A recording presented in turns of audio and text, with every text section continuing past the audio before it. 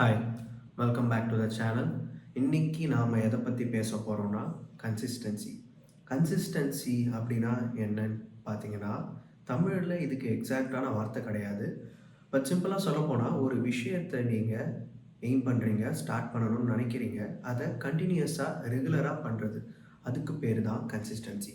So அந்த quality வந்து நம்ம லைஃபுக்கு ரொம்ப முக்கியம், ரிகார்ட்லெஸ் ஆஃப் எனிதிங். நீங்கள் ஏதாவது ஒரு எக்ஸாமுக்கு ப்ரிப்பேர் பண்ணுறதா இருக்கலாம், ஏதாவது ஒரு ஹாபியை வளர்த்துக்கிறதா இருக்கலாம், இல்லை ஒரு ஸ்கில்லை டெவலப் பண்ணுறதா இருக்கலாம். எல்லாத்துக்குமே இந்த கன்சிஸ்டன்சி அப்படின்றது தேவைப்படுது. Because there is nothing called one hit wonder. ஒரு விஷயத்தை ஒரு தடவை பண்ண உடனே அது கிடச்சிடும் அப்படின்ற மாதிரி எதுவுமே கிடையாது. ரிப்பீட்டேஷன்ஸ் தான் ஒரு ஸ்கில்லாக இருக்கட்டும், ஒரு ஹேபிட்டாக இருக்கட்டும், அதை பில்ட் பண்ணணும். அதுக்கு கன்சிஸ்டன்சி நமக்கு ரொம்ப முக்கியம். அந்த ஸ்கில்லை எப்படி நம்ம வளர்த்துக்கிறது அப்படின்றத இந்த வீடியோவில் பார்ப்போம். So first step consistency. நான் இப்போ சொல்ல போகிற நிறைய கான்செப்ட் வந்து ஜிம் பேஸ்ட் கான்செப்டாக இருக்கும். ஏன்னா அந்த ஒரு விஷயம் சொன்னால் அது எல்லாருக்குமே ரெசனேட் ஆகும்னு நினைக்கிறேன். பிகாஸ் நிறைய பேர் ஸ்டார்ட் பண்ணுவாங்க, விட்டுருவாங்க. சப்போஸ் நான் ஒரு ரீடிங் ஹேபிட் பில்ட் பண்ணுறது, ஒரு ரைட்டிங் ஹேபிட் பில்ட் பண்ணுறது, அதை பற்றிலாம் பேசினா பெருசாக ஐடியா இருக்காது. பிகாஸ் அந்த மாதிரி பீப்புள் ரொம்ப கம்மி. ஸோ அதுக்காக தான் இந்த ஜிம்முன்ற ஹேபிட்டை வச்சு நான் இந்த வீடியோவை சென்டராக வச்சு பேசுகிறேன். So first thing for consistency என்னன்னா, கீப்பிங் திங்ஸ் வெரி சிம்பிள். ஓகேவா? ஒரு விஷயத்தை நம்ம செய்ய போகிறோம்னா அந்த விஷயத்தை சிம்பிளாக வச்சுக்கணும். காம்ப்ளெக்ஸான கோலாக இருக்கக்கூடாது. ஃபார் எக்ஸாம்பிள், நீங்கள் வந்து ஜிம் ஸ்டார்ட் பண்ணணும்னு நினைக்கிறீங்க, ஒரு பாடி ட்ரான்ஸ்ஃபர்மேஷன் பண்ணணும்னு நினைக்கிறீங்கன்னா, எடுத்த உடனே பெரிய கோல், நான் 3 மாதத்தில் 6 பேக் வைக்க போகிறேன், நான் இன்னி மேலே வந்து டயட் பர்ஃபெக்டாக ஃபாலோ பண்ண போகிறேன், கார்ப்ஸை கட் பண்ண போகிறேன், ஸ்ட்ரிக்டான டயட்டு, நோ சுகரு அப்படின்னு நீங்கள் வச்சிங்கன்னா கண்டிப்பாக அது நடக்காது. கண்டிப்பாக ஊற்றி மூடிட்டு தான் போகணும். Because you are never that person.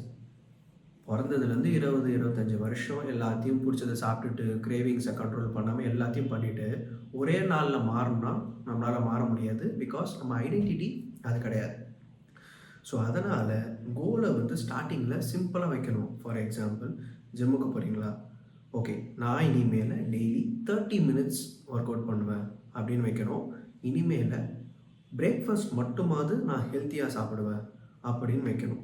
So டிராஸ்டிக்காக over நைட்டில் நீங்கள் சேஞ்ச் பண்ண போகிறீங்க, மாற போகிறீங்கன்னு கேட்டால் கண்டிப்பாக நடக்காது. Because you are not that kind of person. நீங்கள் அந்த ஆள் கிடையாது இப்போது. So you have to become that person. Next tip என்னன்னா, கோயிங் 70% இன்ஸ்டெட் ஆஃப் 100%.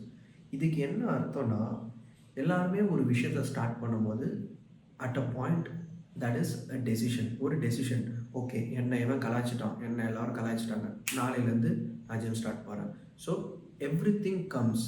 எல்லா முடிவும், எந்த ஒரு ஆக்ஷனும் ஒரு டெசிஷன்லேருந்து தான் ஸ்டார்ட் பண்ணுது. அப்படி பண்ணும்போது என்னென்னா, இனிஷியலாக நமக்கு மோட்டிவேஷன் நிறையா இருக்கும். நாளையிலேருந்து என்ன பண்ணுறேன்னு பாரு அப்படின்னும். அப்படியா, நாளையிலேருந்து நான் புக் ஸ்டார்ட் பண்ணுறேன், நாளையிலேருந்து டயட் பண்ண போகிறேன். இந்த நாளை அப்படின்றது சொல்லும் போது என்னென்னா, people start with lot of motivation. நிறைய மோட்டிவேஷன் இருக்கும். நான் 100% பண்ணணும் அப்படின்னு நினைப்பாங்க. நான் என்ன சொல்ல வரேன்னா, no, that's not happening. Again, you are not that guy. So instead of 100% ஒரு விஷயத்தை ஃபாலோ பண்ண நினைக்கிறதுக்கு பதிலாக 70%, ஓகே, 100% பண்ணிவிட்டு ஒரு வாரத்திலே டயர்டாகி உட்காரத்துக்கு பதிலாக, பேர்ன் அவுட் ஆகிட்டு அந்த ஹேபிட்டே ஸ்கிப் பண்ணுறதுக்கு பதிலாக start with 70%. So third thing is, எல்லாருக்கும் தெரிஞ்சது தான் ஆப்வியஸ்லி என்விரான்மெண்ட். நீங்கள் இருக்கிற இடம். இப்போ உங்கள் சுற்றி இருக்கிற எல்லா ஃப்ரெண்ட்ஸுமே ஓவர் வெயிட்டு, யாருமே ஜிம்முக்கு போகாதவங்க அப்படின்னீங்கன்னா கண்டிப்பாக நீங்களும் அப்படி தான் இருப்பீங்க.